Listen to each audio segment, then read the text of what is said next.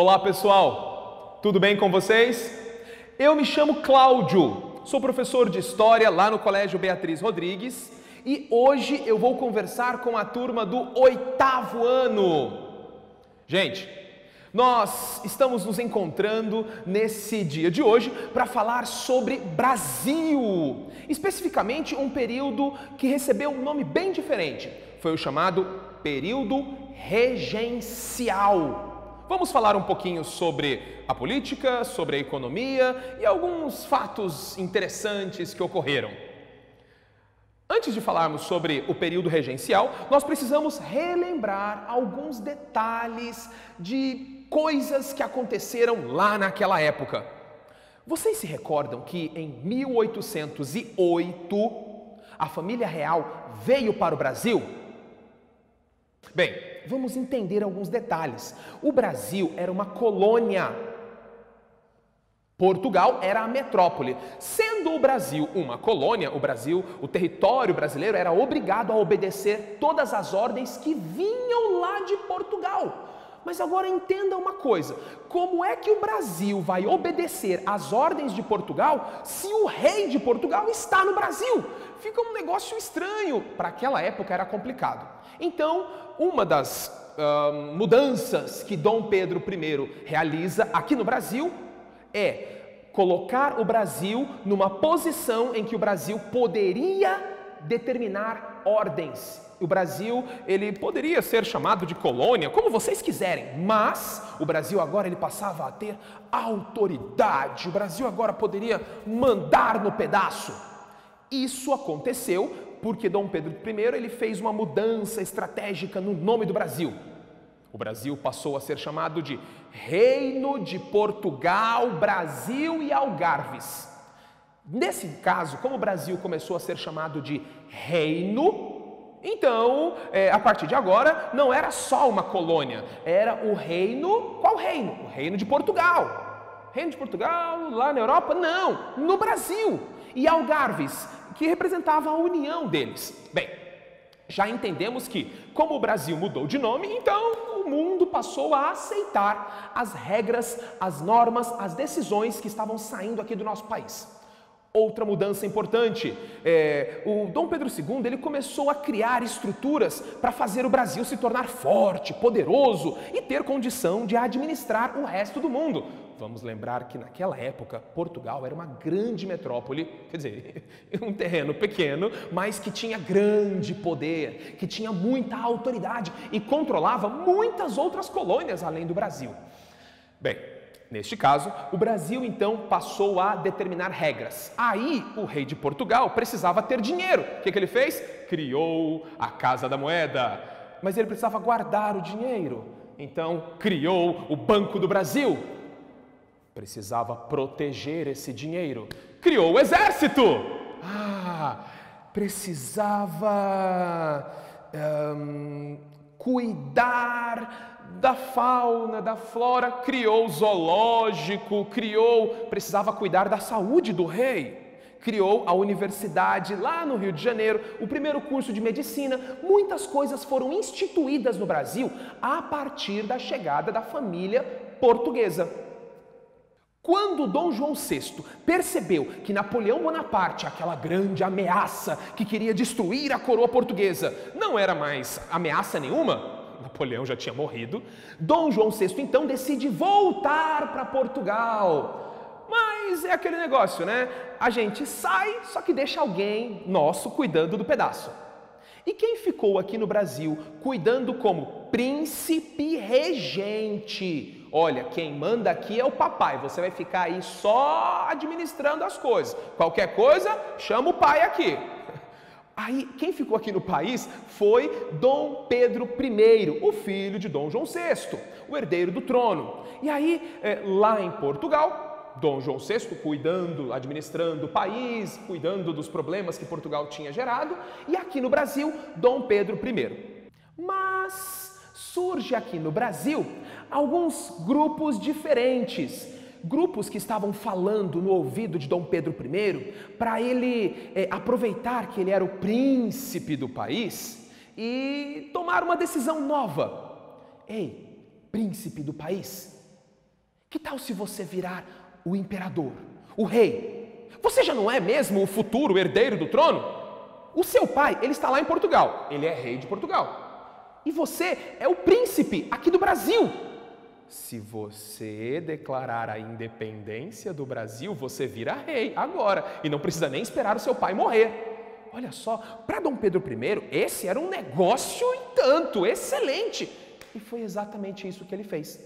Declarou a independência do país, do Brasil, e também declarou que ele seria o primeiro rei. Mas é um território tão grande, ele já poderia até mesmo ser chamado de imperador, dono de um território enorme. Gente, o pai cuidava de Portugal, um país pequenininho, e de várias colônias. O filho cuidava de um país que era muito maior do que o próprio território de origem, o Brasil.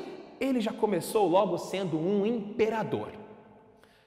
No papel de imperador, Dom Pedro I fez muitas coisas aqui no país e dentre elas, as principais foi a criação da Constituição, a nossa primeira Constituição Federal, que declarava que o nosso território era independente, que ele seria uma monarquia, que nós teríamos uma economia agrária, muitos detalhes que explicavam, caracterizavam e justificavam o nosso país.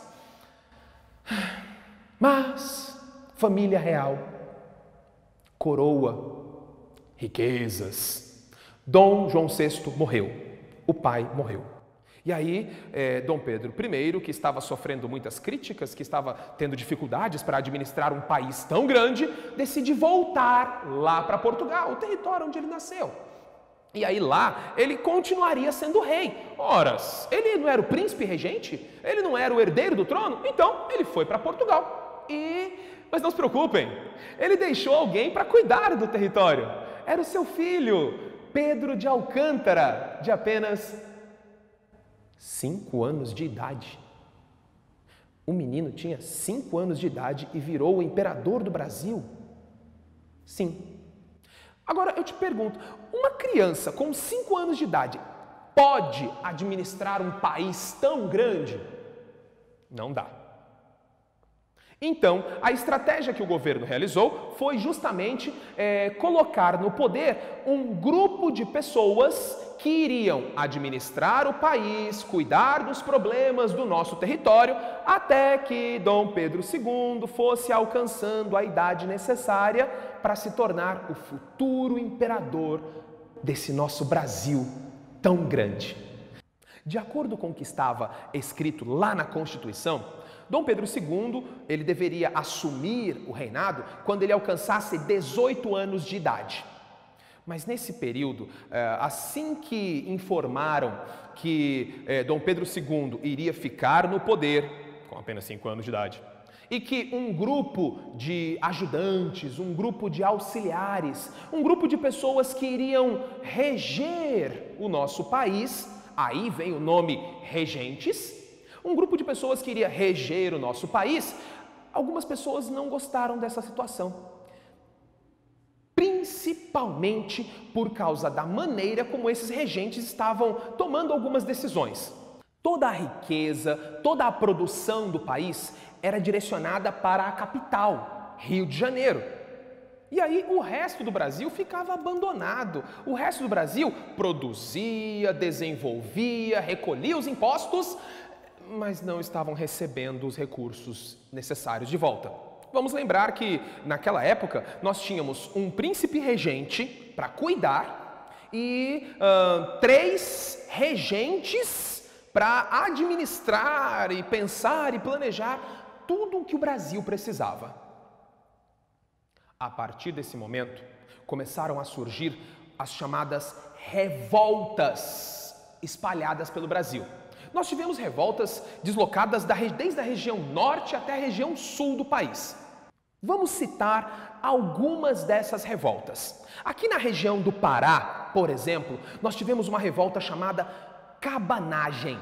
Essa revolta aconteceu porque as pessoas elas moravam em cabanas aquelas cabanas parecendo palafitas, aquelas cabanas que ficam embaixo é aquele mangue e as casas são suspensas porque geralmente são regiões alagadas. Pessoas muito humildes, pessoas muito pobres, que estavam reivindicando o direito de exercer o comércio. Lembrando que na região norte, as riquezas eram levadas lá para a capital, Rio de Janeiro, mas os impostos não eram devolvidos para o povo. Então eles estavam exigindo mais autonomia. Isso deu uma confusão tão grande, o exército bateu em cima, muitas pessoas morreram, teve uma confusão terrível. Na região do Maranhão, nós vamos identificar uma revolta chamada Balaiada. Esse nome ele foi dado porque as pessoas que participavam dessa revolta eram pessoas humildes e a grande maioria deles eram produtores de balaios, de cestos. Eles produziam esses cestos com cipó. Imagina um povo tão pobre, mas tão pobre, que eles iam no meio do mato recolher cipó, recolher folha para fazer um cesto para poder revender. Então, esse grupo popular que estava descontente com as decisões e com as ações que o governo fazia, estavam realizando algumas revoltas. De novo, o exército bateu em cima e dá-lhe pancada. Vamos falar também sobre a região da Bahia. E lá na Bahia foi interessante porque, dentre as revoltas que ocorreram, a gente destaca duas bem diferentes. Uma delas foi a revolta dos malês. Os escravos do grupo malê que veio para o Brasil, vindos da África, eles se revoltaram porque eles queriam ter a oportunidade de expressar a sua religião de origem africana, mas aqui o Brasil, ele tinha doutrina católica, isso era determinado na Constituição, que o Brasil teria apenas uma única religião e os escravos, eles não poderiam manifestar livremente a sua religião. Esse grupo de escravos, inicialmente do grupo dos malês, decidiram então lutar contra essa falta de direito da sua expressão religiosa. Os escravos malês, eles fugiam para os quilombos, mas antes disso, eles tacavam fogo na plantação, queimavam as casas, conseguiam fugir das senzalas, certo? Justamente para poder ter a certeza de que eles iriam poder realizar as suas expressões culturais. Essa foi uma demonstração de que os escravos que vieram para o Brasil não eram subordinados à sociedade que os escravizava. Eles lutavam com as ferramentas que eles tinham, mas eles lutavam. Também na Bahia, a gente pode destacar uma revolta chamada de Sabinada. Essa revolta foi liderada por um médico chamado Francisco Sabino e um grupo totalmente oposto, eram pessoas livres, certo? Não eram escravos, e a principal ideia, o principal propósito dessa revolta era que a região de Salvador, a região da Bahia, se tornasse independente. Independente pelo menos até que Dom Pedro II assumisse o governo. Se Dom Pedro II não assumisse o governo, a Bahia iria se tornar um território independente, com um governo próprio, com uma estrutura própria. O pessoal da revolta Sabinada estava planejando todos os detalhes. Como era uma revolta que ia contra o governo da época, então o exército caiu pegando em cima e acabou com tudo. Para a gente falar de um extremo ao outro do Brasil, vamos falar da revolta Farroupilha. Essa durou até 1845. Olha só, essa durou muito mais tempo. O povo lá no Rio Grande do Sul não estava gostando da forma como os regentes estavam administrando. Mas eles eram a favor da monarquia. Então decretaram o seguinte: olha, nós vamos tornar o Rio Grande do Sul independente. Nós que temos lá no Rio Grande do Sul, naquela época, havia uma produção agrícola, pastoril muito forte. O Rio Grande do Sul era um território de grande investimento comercial. Eram grandes fazendas, grandes latifúndios que produziam muito e favorecia muito a economia brasileira. Mas novamente, aquele grupo estava descontente com a forma como os regentes administravam. A consequência foi que o grupo lá do Rio Grande do Sul organizou, compraram armas, mobilizaram um exército próprio e declararam guerra, declararam a independência lá do Rio Grande do Sul. Nesse conflito, eles chegaram a comprar armas de outros territórios vizinhos e deram armas até mesmo para os escravos trabalharem, os escravos lutarem pelo território, com a promessa de que, tornando um território livre, aquela condição, eles iriam poder mudar, né, de classe, se tornarem livres, enfim, foram várias propostas. Só que o exército do governo bateu em cima e acabou com a revolta. Mas tem um detalhe interessante. Esse nome, Farroupilha, ele é determinado porque quando o exército chegou para lutar contra os soldados, alguns desses soldados estavam usando roupas tão rasgadas, tão envelhecidas, tão batidas, que eles eram chamados de farrapos. E aí, a origem do nome. Em todos esses movimentos, o objetivo principal era lutar contra o governo. Os regentes, eles não estavam mais suportando combater tantas revoltas. Então, eles decidiram entregar logo para a coroa portuguesa, para a família portuguesa, a autoridade do país. Só que Pedro de Alcântara, ele ainda estava com 14 anos de idade. E ele só iria alcançar a maioridade quando ele tivesse 18 anos. Então, eles tiveram uma ideia.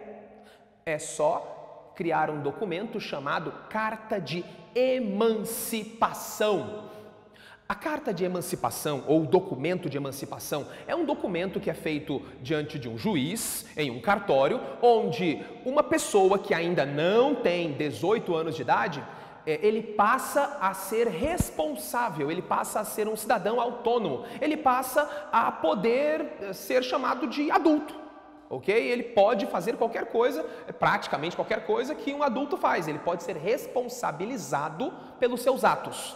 Ok? Pedro de Alcântara recebeu a emancipação e assim ele podia ser considerado como maior de idade e assim ele pôde assumir o reino do Brasil.